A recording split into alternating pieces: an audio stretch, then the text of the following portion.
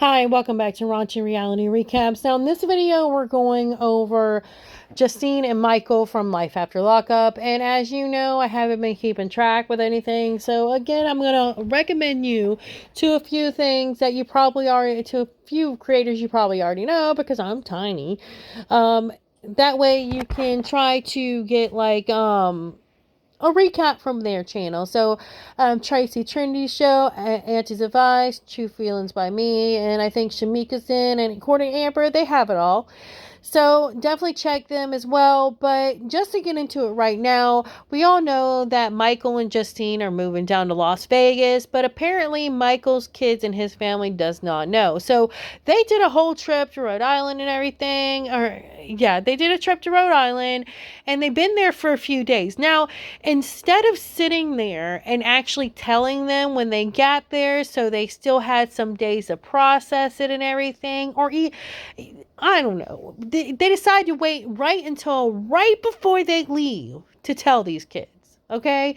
And I thought that was so messed up. Like, if you want a few days to sit there and just have fun without, the doom of not, of knowing that they're going to be to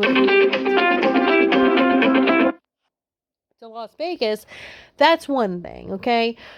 But you had days to tell them and then you wait right until you leave. Like, they literally ate breakfast, told them that they were leaving or they were moving there, and then straight up left. Like, them poor babies didn't have no time to process that or anything. You should have told them the second day you were there or something. Like, that way they could have still had time with you and you could have helped them process their feelings and everything. But no, you just straight up leave and leave it to your sister and your mother to take care of. Like, I think it's a whole bunch of bull crap. I really do. And Justine was sitting there thinking, well, I don't want them to think I'm taking their dad and everything away because, his daughter just spent, years without her father. And then his other two kids, or his other son, also spent years without his father. And his other two kids were like 6 years old. So they don't even know their father outside of prison. Basically, as soon as they were born, he straight up went, so yeah, it is messed up. It is, because I get it. He wants to go down there and get his career together, but I mean, it's not like Las Vegas is the only place for rappers. Like, literally, people are doing stuff right out there in the privacy of their own home. They are making videos. They're making music. I'm sorry, but when you have that many kids, when you sat there and already did something to get yourself taken away from your kids for that much time, now is the time to sit there and put your wants, dreams, and desires or whatever on hold, or make them more manageable. That way you would still put your kids priority first instead of your career that you don't even know is going to take off or not. You don't even know if it's going to be worth it in the end. You could still get a job, pay the bills and everything, and on the side, do some rapping, do some music, get some equipment for your house. But to sit there and knowing that you're straight up leaving those kids like that,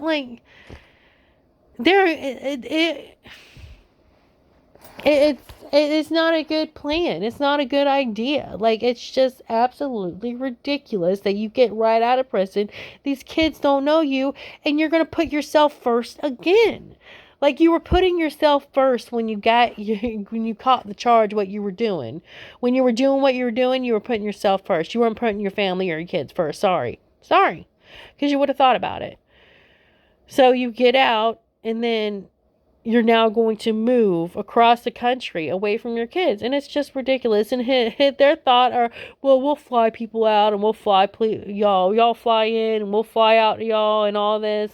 And then Justine's mom actually brought up a good thing. It brought up something that it seems like they didn't even care to think about.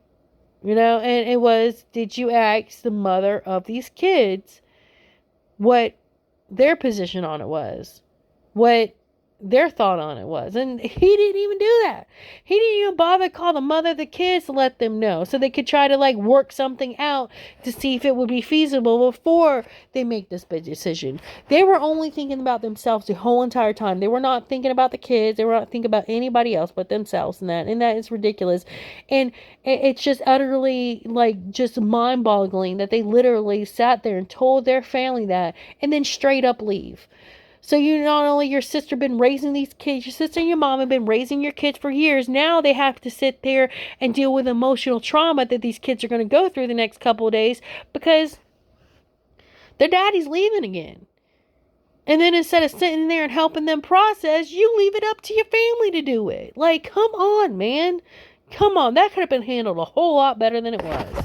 So in the next scene, we see Michael get out from his parole office and he gets in the car and he's really stressed out. Apparently, some of his transfer papers, one of them was supposed to be signed and sent back and it never happened. And Michael's like, well, it's kind of my fault. It's kind of not my fault. And he goes to explain that, there's a lot of stuff in the house and everything. So one of the kids or whatever could have got the mail, put it somewhere else. And then he tries to like sit there and blame his parole officer. Like, well, if he would have called me and asked if it was signed, then I would have said no. And it's like, dude, first of all, okay, because he's worried because now he said it costs $10,000 to move out there. He has to pay for the mortgage for the new house. Now he has to pay for the rent for this house because now they got to stay there 60 to 90 days until this gets straightened out. And it's like, first of all, okay, you, sir, should have been on it. Should have had this all figured out, already set in stone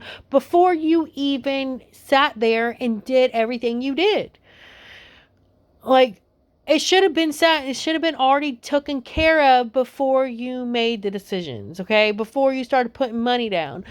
I mean, well, maybe, I don't know exactly how it has to go. Maybe he didn't need to do all that. But still, he should have sat there and make sure every dot was in line was crossed, however you say it. But anyway, he should have made sure all that happened and all of it was taken care of before he thought he could just willy-nilly just go.